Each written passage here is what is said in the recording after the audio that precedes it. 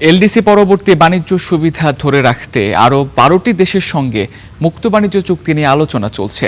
আগামী মাসে ইউরোপীয় ইউনিয়নের সঙ্গে আলোচনা শুরু হবে। হালাল অর্থনীতি নিয়ে আয়োজিত এক সেমিনারে এসব কথা বলেন বাণিজ্যমন্ত্রী খন্দকার আব্দুল মুক্তাদির। এলডিসি পরবর্তী সুবিধা ধরে রাখতে চলতি বছরই জাপান ও কোরিয়ার সঙ্গে দ্বিপাক্ষিক বাণিজ্য চুক্তি করেছে বাংলাদেশ। এরই ধারাবাহিকতায় ইন্দোনেশিয়া, মালয়েশিয়া সহ 12টি দেশের সঙ্গে মুক্ত বাণিজ্য চুক্তি নিয়ে আলোচনা চলছে।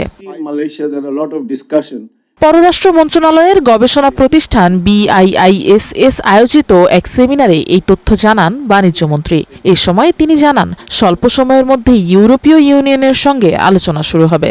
আর বিনিয়োগের জন্য আরেকটা আবশ্যিক শর্ত জ্বালানি সহজলভ্যতা। তো এই প্রতিটা জিনিস নিয়ে আমরা কাজ করছি এবং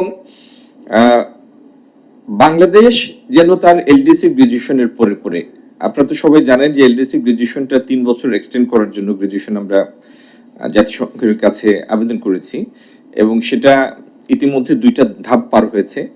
ইউএনজি এর 81st সেশনে আমরা আশা করছি সেটা চূড়ান্তভাবে অনুমোদিত হবে। বাংলাদেশে বার্ষিক হালাল রফতানি প্রায় 850 মিলিয়ন থেকে $1 বিলিয়ন। এটি বাড়ানোর সম্ভাবনা কাজে লাগানোর পরামর্শ আসে সেমিনারে। Already mentioned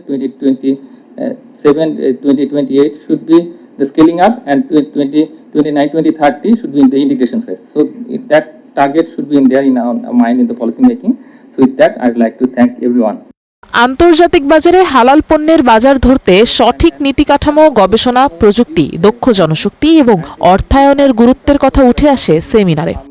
Cosmetics, textile, tourism and logistics. Afroz Alamia, star news, Dhaka.